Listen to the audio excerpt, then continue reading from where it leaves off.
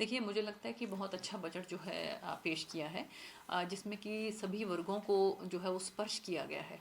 और सबसे ज़्यादा फोकस जो है, क्योंकि हम पैंडमिक से गुजरे हैं, पूरा विश्व जो है वो इस पैंडमिक से गुजरा है और एक अलग ही तरह का एक्सपीरियंस जो है वो सभी ने किया है। तो इसलिए सबसे ज़्यादा फोकस जो है वो आदरणीय हमारी वित्त मंत्री जी ने हेल्थ की तरफ दिया है। और आप ये देखिए कि 1,23,000 करोड़ रुपया जो है वो हेल्थ सेक्टर को दिया गया है। और इसके साथ साथ मैं ये कहना चाहूँगी कि बाकी भी अगर हम बात करें, चाहे हम एग्रीकल्चर की बात करें, कृषि में भी जो है किस तरह से जो तुलनात्मक उन्होंने जो डाटा प्रस्तुत किया, उसके अंदर आप ये देखिए कि किस तरह से 13-14 में जो वीट की जो प्रोक्योरमेंट हुई और जो पैडी की प्रोक्योरमेंट हुई, कॉटन की और पल्सिस की जो प्रोक्योरमेंट हुई, और वो जो अब की बार जो है वो 2021 में हुई, तो उसमें मुझे लगता है कि जिस तरह से 1.5 गुना ज़्यादा एमएसपी जो है वो हमारे किसान भाइयों को दिया गया है। और इसके साथ साथ जो है आगे के लिए जो फोकस किया गया है, चाहे हम एपीएमसी की बात करें कि एपीएमसी मंडियां जो हैं उनको 1,000 के करीब उनको जो है अपग्रेड किया जाएगा। और इसके साथ साथ आप ये देखिए कि कॉटन में तो बहुत ही कमाल की बढ़ोतरी हुई है कि कहाँ 13-14 में सिर्फ 90 करोड़ जो है वो कॉटन प्रोक्योर हुई थी, जो अब की बार जो है वो 25,500 के करीब जो है वो कॉटन प्रोक्योर हुई है। और उसी को ध्यान में रखते हुए मुझे लगता है कि आदरणीय प्रधानमंत्री जी ने ये सोच रखी है कि 7 जो है वो टेक्सटाइल पार्क पूरे हिंदुस्तान के अंदर बनेंगे। और इससे मुझे लगता है कि बहुत अच्छा बूस्ट जो है हमारे कपास उगाने वाले किसान भाइयों को मिलेगा। और इसके साथ साथ जो है इंफ्रास्ट्रक्चर की तरफ बहुत ध्यान दिया गया है कि किस तरह से जो ढांचागत जो है वो स्थिति हमारी और ज़्यादा सुधरे, क्योंकि उसी से ही कनेक्टिविटी गाँव की जो है वो शहरों की तरफ आएगी और शहर जो है वो गांव से जुड़ेंगे। चाहे हम इसमें ट्रेन्स की बात करें, चाहे हम इसमें नेशनल हाईवेज की बात करें, और जो इस तरह से जो एक्सप्रेसवे की बात करें, और इकोनॉमिक कॉरिडोर जो हैं उनके लिए भी एक खासा बजट जो है वो रखा गया है इसमें। तो मुझे लगता है कि बहुत ही अच्छा बजट है ये। और एजुकेशन की तरफ भी अगर हम देखें तो लेह जैसी जगह को भी सेंट्रल यूनिवर्सिटी जो है अब की बार दी गई है। और जो हमारी जो पॉलिसी है, न्यू एजुकेशन जो पॉलिसी है, उसको भी और अच्छे तरीके से किस तरह से जो है सभी को ठीक तरह से शिक्षा मिल पाए, उसका भी ध्यान रखा गया है।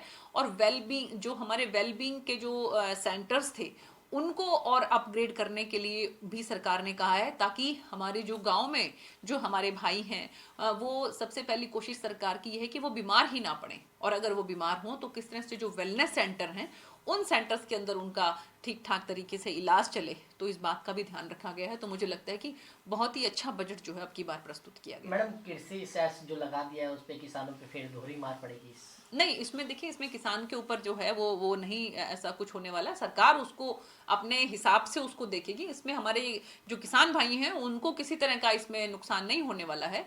तो ये उसमें वो निश्चिंत रहें। तो सरकार जो है वो उसको अपने हिसाब से देखेगी। जैसे अगर हम बात करें कि सरकार जो है एफसीआई का जो पहले करती थी भुगतान, तो वो भी उसको भी उसी हिसाब से ही देखा गया है कि वो सरकार जहां पर कटौती कर सकती है वहां पर कटौती करेगी, लेकिन वो एक आम नागरिक को या हमारे किसान भाइयों को उसका कोई उसके ऊपर असर पड़ने वाला नहीं है। मैडम, विपक्ष जो कांग्रेस है वो कह रही है इस बजट में कुछ नहीं है, खाली कोरा कागज है। नहीं, देखिए, ऐसा है कि जैसा कि आदरणीय प्रधानमंत्री जी ने पहले भी स्पष्ट किया कि जिस तरह से बीच बीच में जो पैकेजेस आते रहे, तो ये जो है ताकि हमारी जो इकोनॉमी जो है वो ठीक जो है सही गति से चले, तो उसी में ही जो है ये बजट प्रस्तुत किया गया है कि जिस तरह से जो चीज़ें हो रही हैं उसको ही और गति प्रदान की जाए। तो उसके हिसाब से ये बजट प्रस्तुत किया गया है। और इसमें खासकर जो है वो खेती से जुड़े जो हमारे भाई हैं, जो डायरी से जुड़े हमारे भाई हैं, जो फिशरीज से जुड़े हमारे भाई हैं, उनका बहुत ज़्यादा इसमें ख्याल रखा गया है। तो मुझे लगता है कि आम जनता का, एक आम नागरिक का बजट जो है वो अब की बार प्रस्तुत किया गया है। कांग्रेस ये भी कह रही है कि ज़्यादातर अब की बार साउथ में चुनाव है, तो उसकी वजह से ये बजट कम लग रहा है और मैन्युफैक्चर ज़्यादा लग रहा है। नहीं, ऐसी कोई बात नहीं है। देखिए, जो भी स्टेट्स हैं जिनके बारे में भी स्पेशल जो है वो कुछ घोषित किया गया है, तो वो भी तो हमारे हिंदुस्तान का ही पार्ट है ना। उसको इस तरह से, इस नजरिए से क्यों देखा जाए उसको कि जो चुनाव है उसकी वजह से जो है वहां पर और ज्यादा जो है सहूलत दिए जाने की कोशिश सरकार की तरफ से हो रही है। क्योंकि बहुत सी चीजें ऐसी हैं, जैसे अगर हम बात करें कि हमारे बुजुर्गों के लिए जो ये कहा गया है कि 75 साल के जो हमारे बुजुर्ग हैं, उनको अगर उनकी आय जो है वो पेंशन से और इंटरेस्ट इनकम से है तो उनको रिटर्न फाइल करने की जरूरत नहीं, चाहे कितनी ही इनकम उनकी क्यों ना हो। तो ये तो पूरे हिंदुस्तान के जो हमारे बुजुर्ग हैं उन सबको फायदा मिलने वाला है इसमें, ये तो नहीं है कि किसी पर्टिकुलर स्टेट के लिए कोई ये बात कही हो। तो सरकार की तरफ से बहुत सी ऐसी योजनाएं हैं कि जिससे हमारे आम नागरिक को बहुत फायदा मिलने वाला है।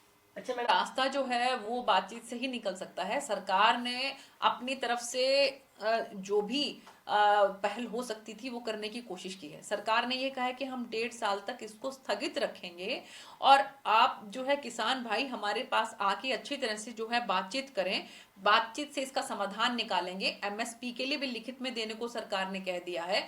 मुझे लगता है कि ये तो दो बहुत बड़ी बातें हैं। एक तो स्थगित कर देना, सरकार जो है वो एक कदम, एक तरह से ये देखा जाए कि एक कदम सरकार पीछे खींच रही है। सरकार ये कह रही है कि हम 1.5 साल तक इसको स्थगित रखते हैं और इस दौरान जो है वो बातचीत होगी और बातचीत में जो भी ऐसा लगेगा हमारे किसान भाइयों को कि वो उनके हक में होना चाहिए उसके ऊपर सरकार विचार करेगी। लेकिन एक जिद पकड़ लेना जो है वो मुझे लगता है कि वो किसी भी समस्या का समाधान नहीं हो सकता जब तक कि जो है वो सरकार भी और हमारे किसान भाई भी दोनों एक दूसरे की तरफ प्यार से जो है कदम नहीं बढ़ाएंगे तब तक जो है वो ये इस तरह का गतिरोध जो है वो बरकरार रहेगा। और बहुत दुख होता है, बहुत तकलीफ होती है। हम ये चाहते हैं कि जितना जल्दी हो सके गतिरोध खत्म हो। हमारे किसान भाई जो हैं वो जो काम, जो दिन रात मेहनत करके, जिनकी वजह से, जिनकी बदौलत मैं ये कहूंगी कि हम इतने बड़े कोरोना संकट को हम लोगों ने झेला, केवल और केवल मैं ये कहूंगी कि इस समय में भी जो जागरूक रहा, जिसने सबसे ज्यादा हमारे भारत को आगे बढ़ाने की कोशिश की, वो हमारा किसान भाई है। तो ऐसे समय में मुझे लगता है कि हम क्यों ना जो है वो मिलजुल के अपने देश को आगे बढ़ाएं और सरकार जो है उनके साथ बिल्कुल कोऑपरेट करने को तैयार है। किसी तरह का कोई भी सरकार की तरफ से कोई गतिरोध नहीं है। आदरणीय प्रधानमंत्री जी ने खुद ये कहा है कि we are a call away from the kisan. हम फार्मर से सिर्फ एक कॉल पे जो है हम अपने किसान भाइयों से बातचीत करने को तैयार हैं। तो मुझे लगता है कि हमें इसका समाधान निकालना चाहिए, हमें मिल बैठ के जो है इस समस्या का समाधान करना चाहिए, क्योंकि इससे सिवाय हमारे देश को जो है वो उस गति को पीछे ले जाने के इसका कुछ भी इससे जो है वो सामने नहीं आ रहा है। तो इसमें सरकार भी जो है वो चाहती है कि समस्या का समाधान हो और किसान भाई भी चाहते हैं कि समस्या का समाधान हो। तो क्यों ना बैठकर जो है, और अगर अगर ये मान लिया जाए सरकार की तरफ से जो इसको स्थगित करने की बात कही गई है 1.5 साल तक के लिए, और साथ साथ एमएसपी के लिए यस किया गया है, मुझे लगता है कि दो बातों को ध्यान में रखते हुए अगर हमारे किसान भाई आगे बात करेंगे तो बहुत जल्द जो है इस समस्या का समाधान हो जाएगा।